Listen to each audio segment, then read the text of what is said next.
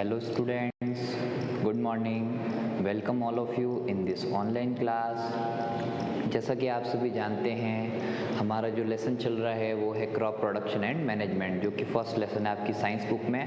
Hindi language में हम इसे कहेंगे फसल उत्पादन एवं प्रबंधन। आज हमारा टॉपिक होगा फर्टिलाइजर।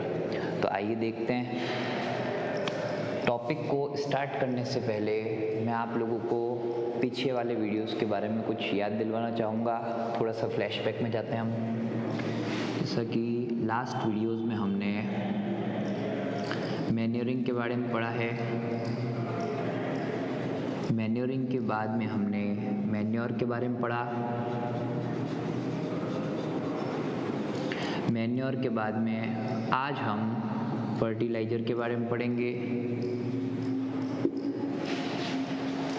और इससे अगली वीडियो में मैं आप लोगों को फर्टिलाइज़र और मैन्योर के बीच में क्या डिफरेंसेस होते हैं वो एक टेबल बना के मैं आपको पूरी तरह समझाऊंगा। वैसे आज आपका फर्टिलाइज़र पढ़ने के बाद में भी आपके डाउट सारे क्लियर हो जाएंगे कि मैन्योर और फर्टिलाइज़र में क्या डिफरेंसेस होते हैं, मैन्योर क्या चीज़ होती है, फर्टिलाइज़र क्या चीज़ होती है, and what are the differences between manure and fertilizer. लेकिन कल जो मैं वीडियो बनाऊंगा उस वीडियो में आपके लिए मैं एक टेबल लेके आऊँगा। उस टेबल के अंदर एक तरफ फर्टिलाइज़र होगा, एक तरफ मैन्योर होगा, और उन दोनों के बीच में आपको मेन डिफरेंसेस बताऊँगा। तो आइए आज के टॉपिक की शुरुआत करते हैं। आज का आपका टॉपिक जो है वो आपकी गवर्नमेंट बुक में पेज नंबर 6 से स्टार्ट होगा। जो फर्टिलाइज़र है वो आपकी जो गवर्नमेंट बुक है आपकी क्लास की उसमें पेज नंबर 6 से ये टॉपिक स्टार्ट होने वाला है। जैसा कि मैं आपको बता दूं, आज हम फर्टिलाइज़र के बारे में पढ़ेंगे।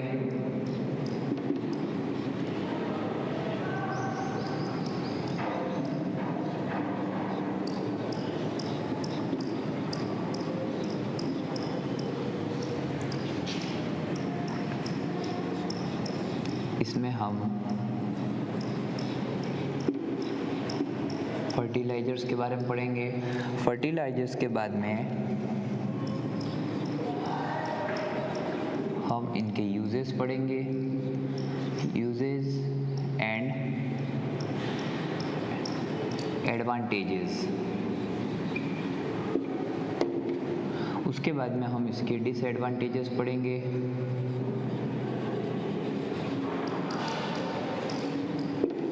डिसएडवांटेजेस के बाद में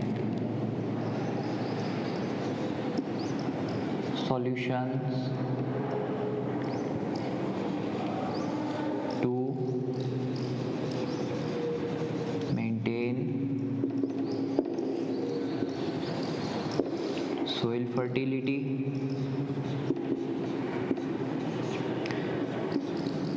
इस टॉपिक के बाद में हम राइजोबियम बैक्टीरिया के बारे में पढ़ेंगे। Rhizobium bacteria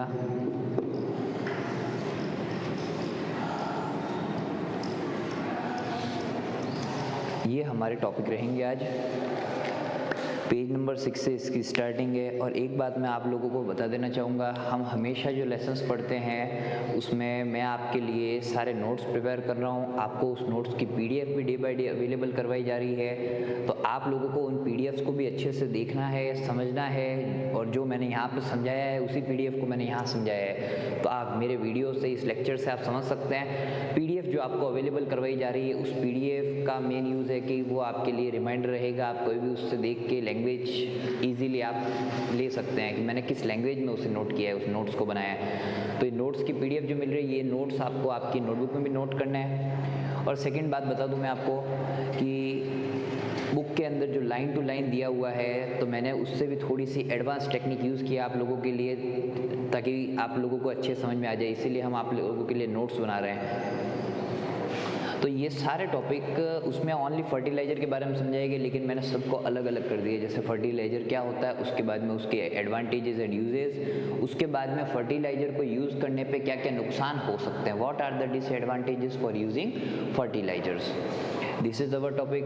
after it we will read solutions to maintain soil fertility. Fertilizers को यूज़ करने पर सोइल की फर्टिलिटी पे थोड़ा बहुत पॉल्यूशन भी होता है तो उस पर कुछ इफेक्ट पड़ता है। तो इसके लिए हम सोइल की फर्टिलिटी मेंटेन करने के लिए क्या मेथड यूज़ कर सकते हैं। उसके बाद में हम आज रिजोबियम बैक्टीरिया के बारे में पढ़ेंगे।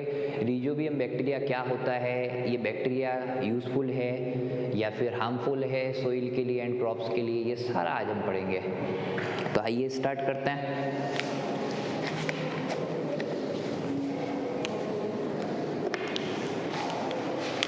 सबसे पहले हम देख रहे हैं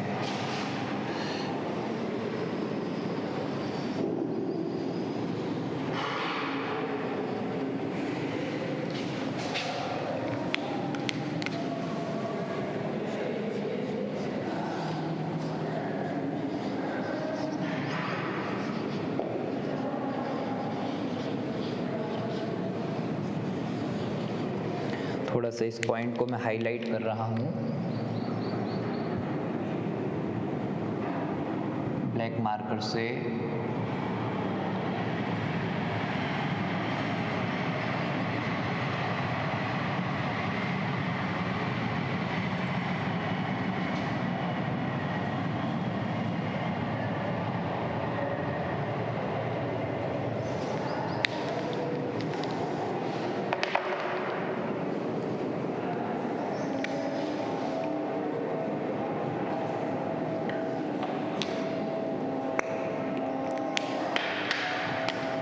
इसकी डेफिनेशन है the chemical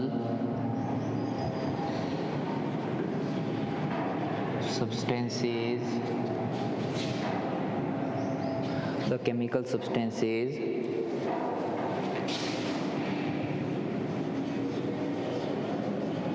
supplied to soil to increase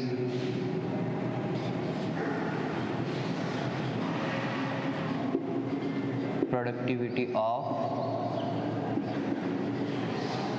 crop. The chemical substances supplied to soil to increase productivity of crop are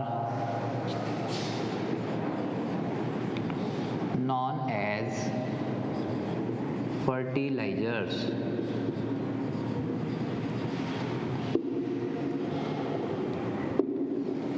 ऐसे केमिकल सब्सटेंस जो सोइल को सप्लाई किए जाते हैं यानी मिट्टी में डाले जाते हैं मैन्योरिंग की टाइम, मैन्योर और उसके साथ में जो हमारी क्रॉप की प्रोडक्टिविटी यानी उसके प्रोडक्शन को, उसकी ग्रोथ को अच्छा बनाती है और बढ़ा देती है, that are known as fertilisers.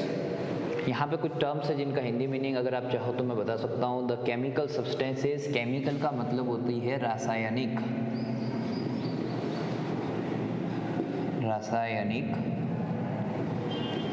पदार्थ।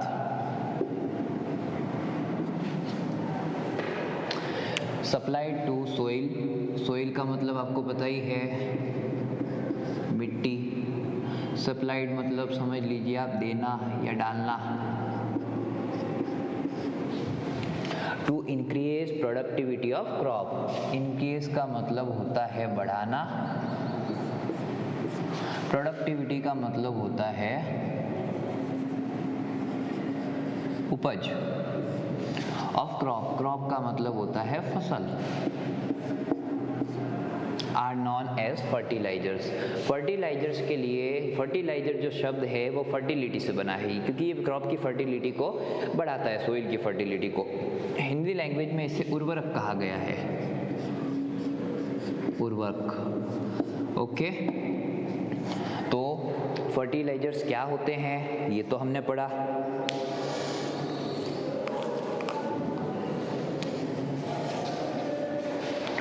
अब हम देखते हैं फर्टिलाइजर्स के बारे में और कुछ points. These are rich in A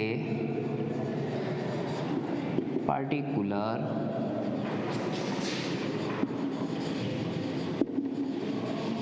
nutrient market में अलग अलग टाइप के फर्टिलाइजर्स अवेलेबल है जिनकी सबकी फर्टिलिटी एंड सबका यूजेज अलग अलग होता है। ये पार्टिकुलर न्यूट्रिएंट के लिए अवेलेबल होते हैं। जिस न्यूट्रिएंट की मिट्टी में कमी होती है वो वाला फर्टिलाइजर लाके डाला जाता है। These are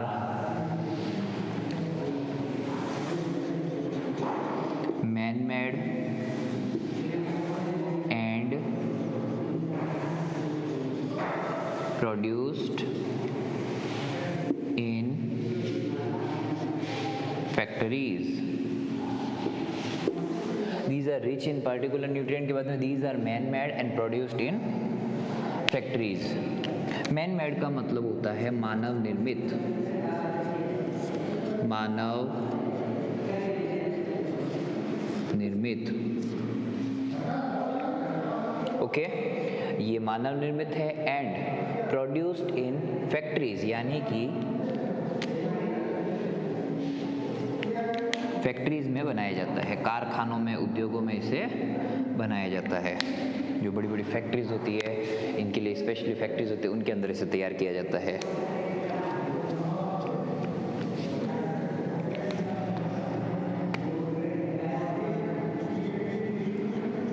These are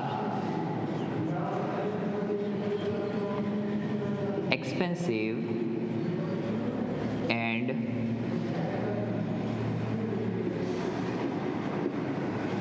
non-biodegradable। Okay, ये एक्सपेंसिव होते हैं। एक्सपेंसिव का मतलब महंगे होते हैं कॉस्ट में, और नॉन बायोडिग्रेडेबल होते हैं। नॉन बायोडिग्रेडेबल का मीनिंग ऐसे सब्सटेंस जो सड़ते नहीं हैं, मिट्टी के अंदर उसे डाला जाए तो ये सड़ेंगे नहीं, नेचुरली रूप से ये डिकम्पोज नहीं हो पाते हैं। तो आइए देखते हैं आगे के पॉइंट के लिए हम। एक्सपेंसिव, एक्सपेंसिव का मतलब है महंगे। वी कैन से कॉस्टली, ये कॉस्टली होते हैं और नॉन बायोडिग्रेडेबल होते हैं। नॉन बायोडिग्रेडेबल का मतलब होता है अजैव निम्नीकरणीय, जिसे हिंदी लैंग्वेज में अजैव निम्नीकरणीय कहा जाता है। ये अजैव निम्नीकरणीय है, या फिर इसे आप सिंपली कह सकते हैं कि ये सड़ते गलते नहीं हैं। इंग्लिश मीडियम के स्टूडेंट्स के लिए अजैव निम्नीकरणीय वर्ड थोड़ा सा कॉम्प्लिकेटेड हो जाता है, इसलिए हम कह सकते हैं कि ये सड़ते गलते नहीं है। इसे आपको याद रखना है। बायोडिग्रेडेबल एंड नॉन बायोडिग्रेडेबल दो टाइप के सब्सटेंसेस अवेलेबल होते हैं।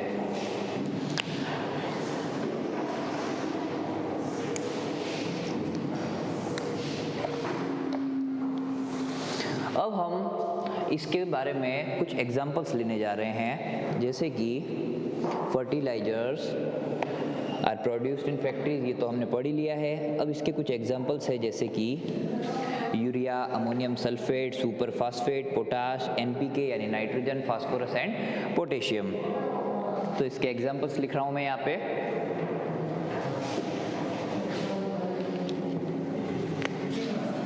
इसके एग्जाम्पल्स है urea, ammonium,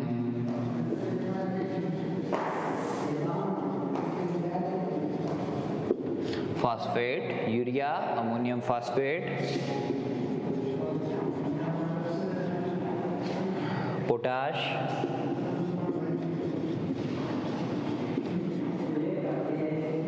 ammonium sulphate and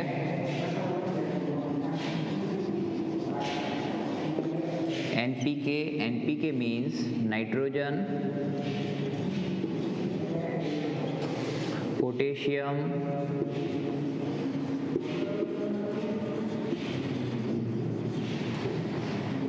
sorry, NPK means P माने फास्फोरस, के का मतलब होता है पोटेशियम।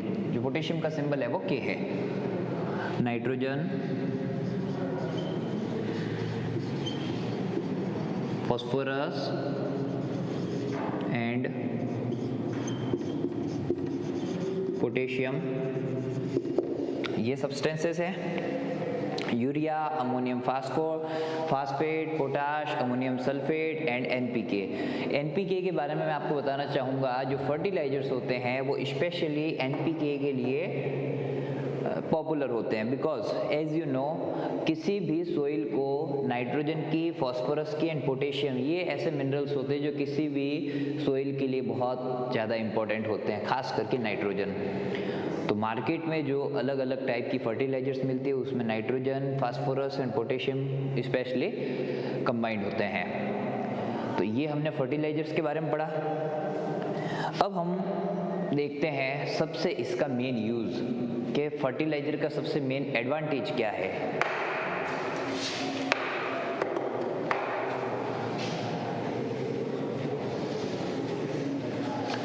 यहाँ से मिटा रहा हूँ।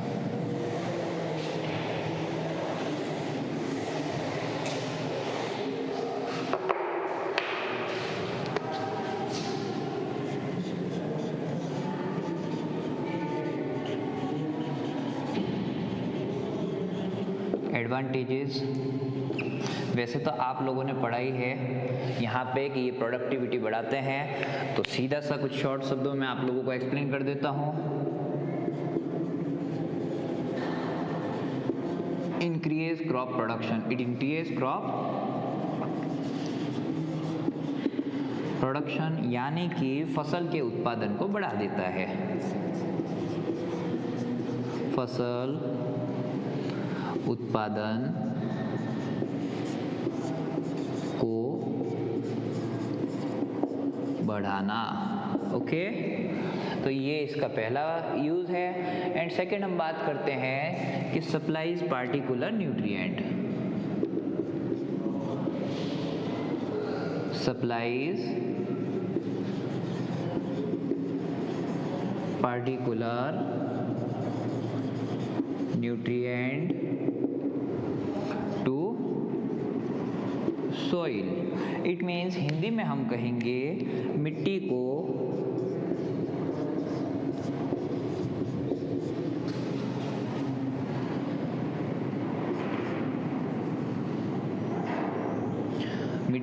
जरूरत के हिसाब से विशेष किसी पोषक तत्व की सप्लाई देना, यानी मिट्टी को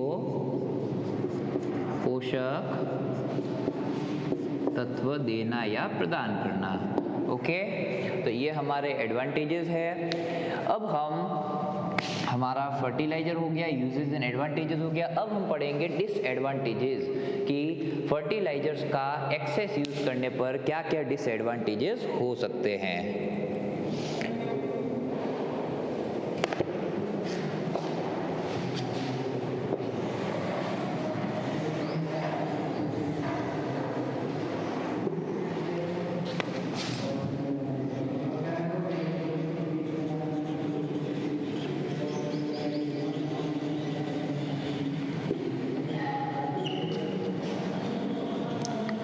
डिसएडवांटेजेस का मीनिंग है, यहाँ पे हम लिख सकते हैं harmful effects.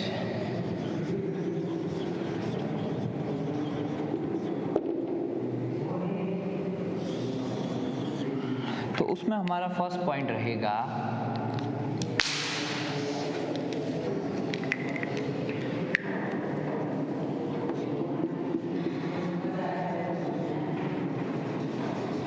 Degradation of soil fertility। जब हम फर्टिलाइजर्स का ज़्यादा यूज़ करते हैं तब ये थोड़े टाइम तक तो हमारी सोइल को न्यूट्रिएंट्स की सप्लाई देता है, लेकिन उस कुछ समय के बाद में ये हमारी सोइल यानी कि जो क्रॉप के लिए जो सोइल है, खेत की जो मिट्टी है, उस सोइल को, उसकी फर्टिलिटी को धीरे धीरे बिगाड़ता रहता है। तो हमारा फर्स्ट पॉइंट है degradation of soil fertility.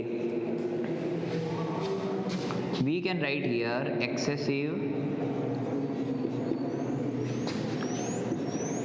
excessive use of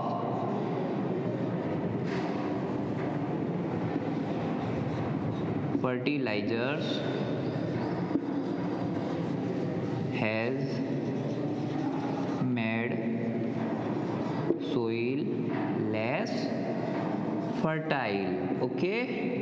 यानी कि जब एक्सेसिव ज़्यादा यूज़ किया जाता है फर्टिलाइजर्स का, तब सोइल की फर्टिलिटी यानी इसका उपजाऊपन ख़त्म हो जाता है। फर्टाइल का मतलब होता है लेस फर्टाइल, अनउपजाऊ। जिसे अनउपजाऊ कहते हैं या आप कह सकते हो कम उपजाऊ। जब मिट्टी आपकी सही तरीके से फर्टाइल नहीं होगी तो फिर आप सोचना मत कि आप लोगों को प्रोडक्शन अच्छा मिलेगा, वो मिट्टी कभी भी अच्छी क्वांटिटी में प्रोडक्शन नहीं देगी। सेकेंड पॉइंट है हमारा water pollution.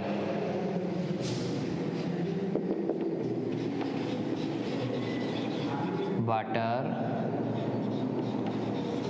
Pollution, Hindi language में इसे कहा जाएगा जल प्रदूषण।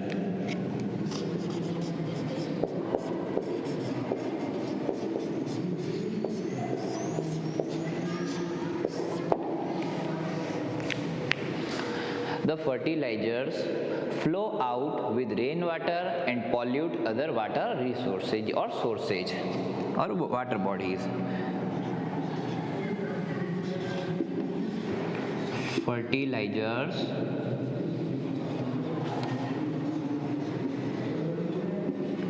flow out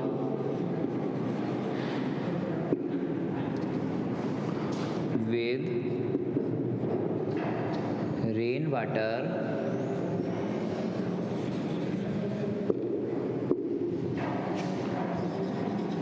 and pollute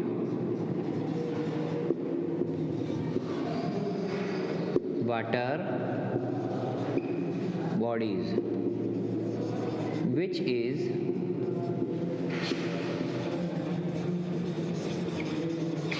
harmful for aquatic life and create water pollution.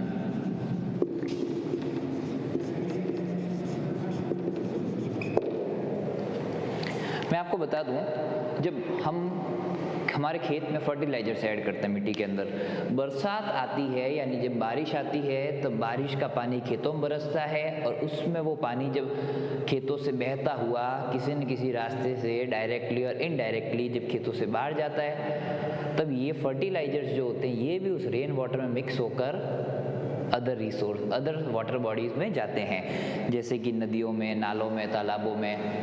तो मैं आपको बता दूं कि जो ये पानी है तालाबों का, नदियों का, नालों का, ये सब यूज़फुल तो है ही, जैसा कि आप जानते हैं कुछ जानवर इनको पीते हैं। तालाबों का, नदियों का पानी पीने में भी काम आता है, सप्लाई में भी काम आता है, डायरेक्ट इनडायरेक्टली पानी डैम्स के अंदर भी जाता है, फिर इससे वापस इरिगेशन भी होता है। कहीं ना कहीं ये यूज़ हमारे ही आता है, हमारे लिए ही यूज़फुल है और इसको जानवर भी यूज़ में लेते हैं।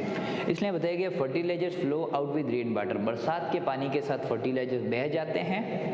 एंड पॉल्यूट वाटर बॉडीज़, जो पानी के अलग अलग सोर्सेज है, जैसा कि मैंने आपको बताया था, पॉन्ड, लेक्स यानी झीलें, तालाब, नदियाँ, रिवर्स, डैम्स, ETC, इन सब को पॉल्यूट करता है, जिससे which is harmful for aquatic life. Aquatic life का मतलब होता है जलीय जीवन, जलीय जीवन। एक्वेटिक एनिमल्स, पानी में रहने वाले जो जीव होते हैं, और ऐसे लोग जो उस पानी का प्रयोग करते हैं, जो छोटे छोटे गाँव में जो लोग रहते हैं या कोस्टल एरियाज़ में या तटीय क्षेत्रों पे जो लोग रहते हैं, जो नदियों के आसपास ही रहवास करते हैं, उनके लिए पानी का वो बड़ा सोर्स होता है वाटर के लिए। वहीं पे नहाते धोते हैं, वहीं पे अपने बर्तन साफ़ करते हैं, वहीं का पानी यूज़ में लेते पीने के लिए। तो ये इस पानी को पॉल्यूट कर देता है, जहरीला बना देता है, क्योंकि ये नाइट्रोजन, फास्फोरस, पोटेशियम ये सोइल के लिए ही ठीक है। डायरेक्टली इसका कंजप्शन बहुत जहरीला होता है, जो कि पॉइजनिंग का कारण बनता है, ये जहर बना देता है बॉडी में जाके।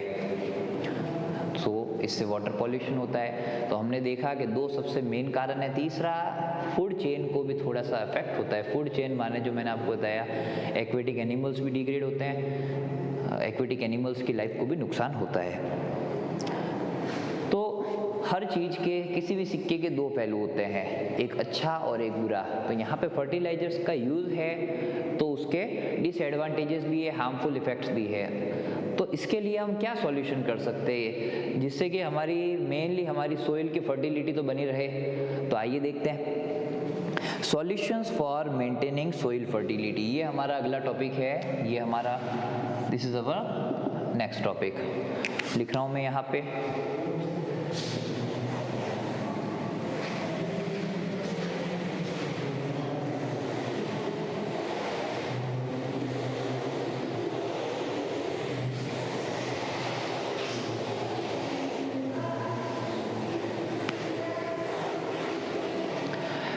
एक बात शेयर करना चाहूँगा आप लोगों से, मैं सभी से।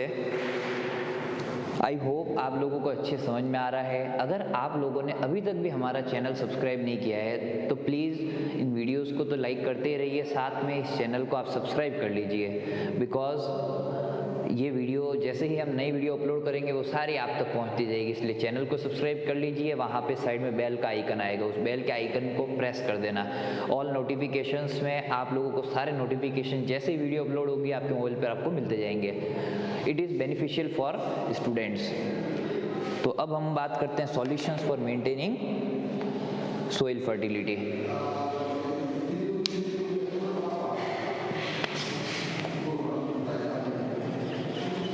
Solutions to maintain soil fertility. Soil fertility, okay.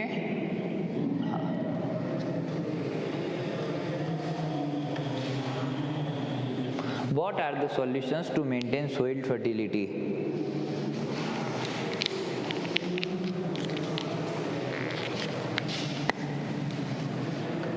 Point is to maintain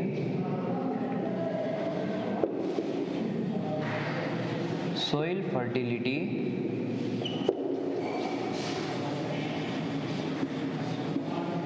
supply fertilizers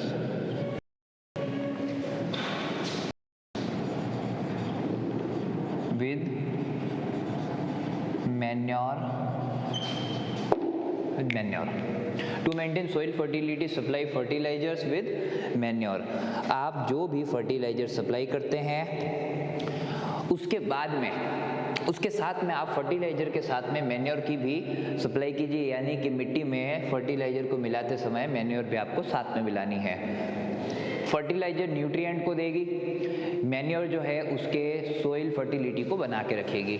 जो फर्टिलाइजर है वो क्या करेगी? Supply nutrient. ये न्यूट्रिएंट को तो सप्लाई करता है लेकिन जो फर्टिलिटी है उसको कम कर देता है। इसलिए क्या करना है आपको? इसके साथ में मैन्योर को भी मिक्स करना है, ताकि मैन्योर क्या करेगी? इसकी फर्टिलिटी को, मिट्टी की फर्टिलिटी को बनाए रखेगी। तो ये पहला सॉल्यूशन है इसका। सेकंड है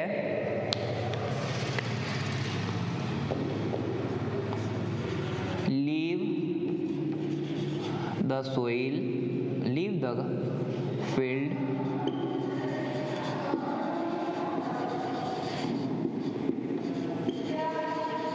uncultivated, it means fallow.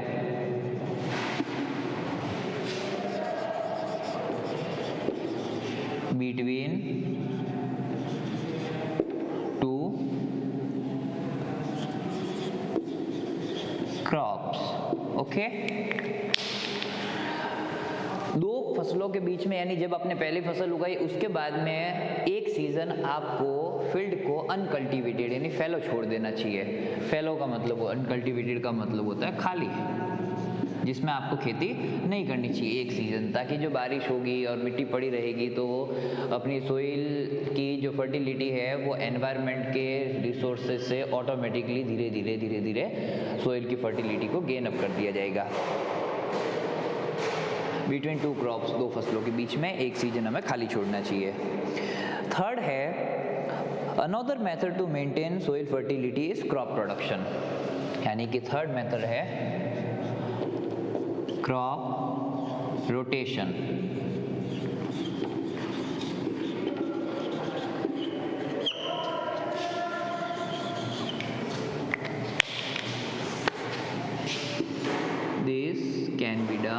इसे हम इस तरह से कर सकते हैं, this can be done by growing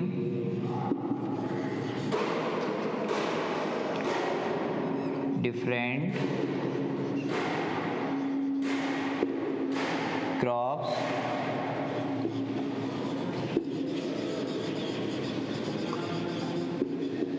alternatively. Okay, this can be done by growing different crops alternatively. ये जो है आप अलग अलग क्रॉप्स को अल्टरनेटिवली, यानी कभी ये फसल उसके बाद दूसरी फसल तीसरी फसल, सारे क्रॉप अब डिफरेंट डिफरेंट उगाइए। एक जैसी फसल को आप कंटिन्यू 2 सीजन या उससे ज़्यादा तक मत उगाइए, ये हमारी सोइल की फर्टिलिटी को डिग्रेडेशन करता है। और मैंने क्रॉप रोटेशन के बारे में आपको पहले भी पढ़ा रखा है।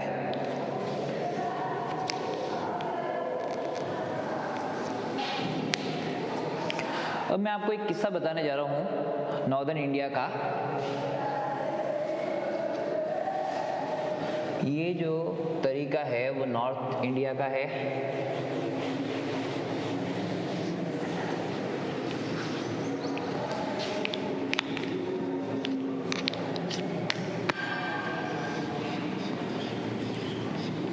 नॉर्दर्न इंडिया, हिंदी में हम इसे कहेंगे उत्तरी भारत। उत्तरी भारत, ओके। नॉर्दर्न इंडिया के अंदर earlier farmers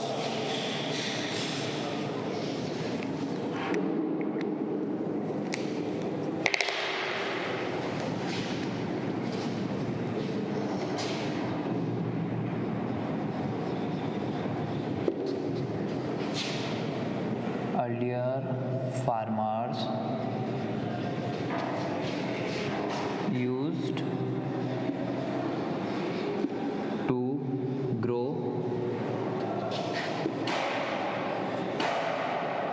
legumes as fodder crop.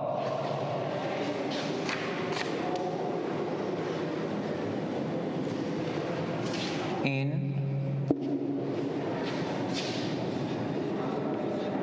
one season and wheat in next season.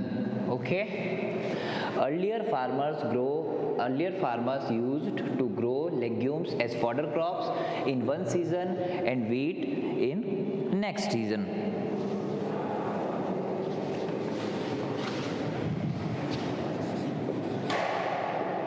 This method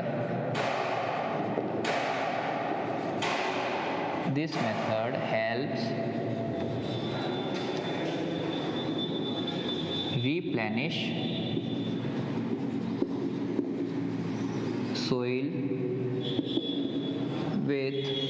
replenish soil with nitrogen.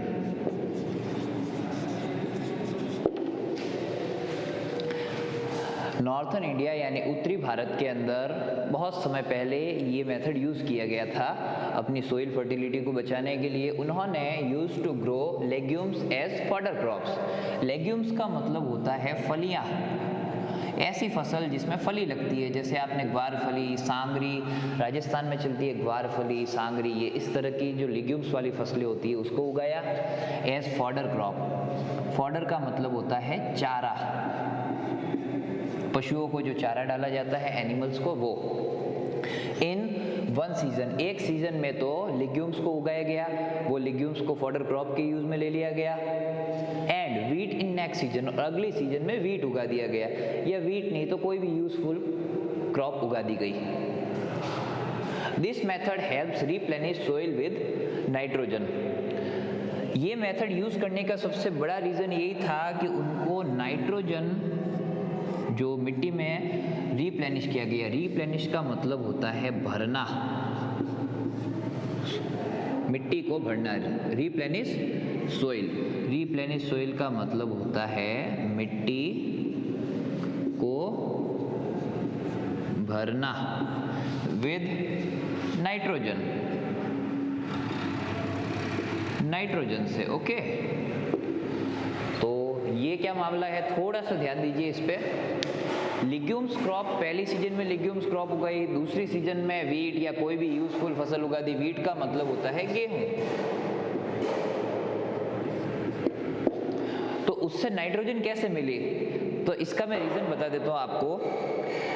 जो मैंने यहाँ पे टॉपिक लगाया है रिजोबियम बैक्टीरिया, जो फॉडर क्रॉप होती है, जो लिग्यूमिनियस प्लांट्स या लिग्यूमिनियस क्रॉप्स होती है, फलीदार फसलें, उनकी रूट्स के नॉड्स में यानी उनकी रूट्स के अंदर एक तरह का बैक्टीरिया पाया जाता है। उस बैक्टीरिया का नाम है रिजोबियम bacteria.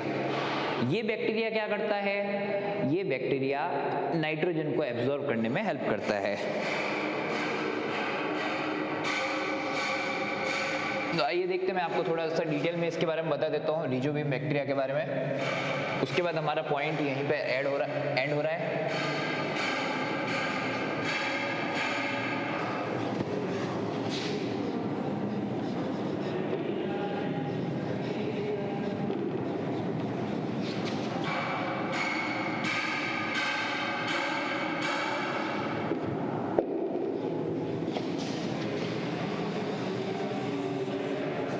Rhizobium bacteria.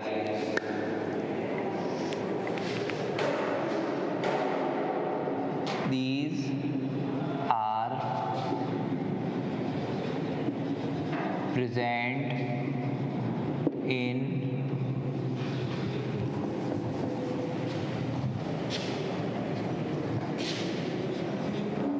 nodes of roots of leguminous plants,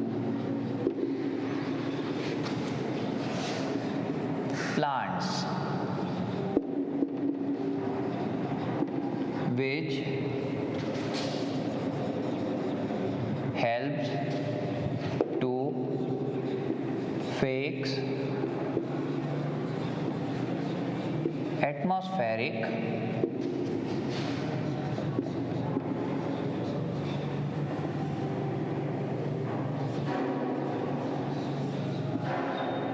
nitrogen. ठीक है, these are present in nodes of roots of leguminous plants which helps to fix atmospheric nitrogen। ये ऐसे बैक्टीरिया होते हैं जो these are present in nodes of roots। nodes of roots का मतलब होता है जिसको हम हिंदी में ग्रंथि बोलते हैं, ग्लैंड्स, ग्रंथिया, और रूट्स का मतलब होता है जड़। यानी कि लेगुमिनियस प्लांट्स, फलीदार पौधे, इसको बोलते हैं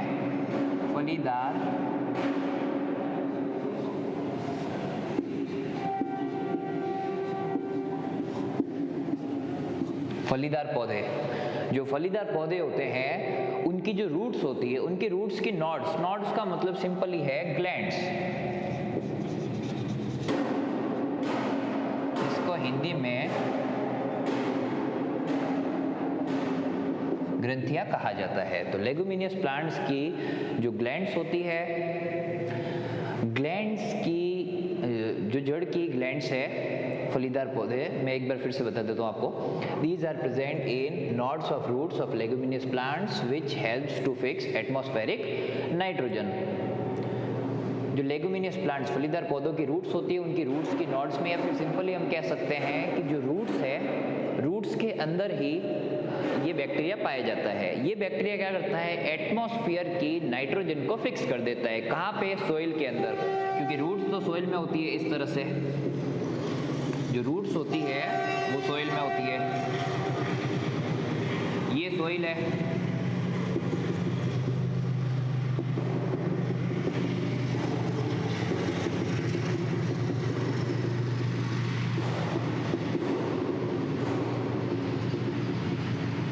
इस तरह से। तो ये बैक्टीरिया इन नोड्स में यहाँ पाए जाते हैं, इस तरह से। जो मैंने गोले किए हैं, यहाँ पे सर्किल्स बनाए छोटे छोटे, आप समझ लीजिए ये बैक्टीरिया है, ये इस तरह से पाए जाते हैं।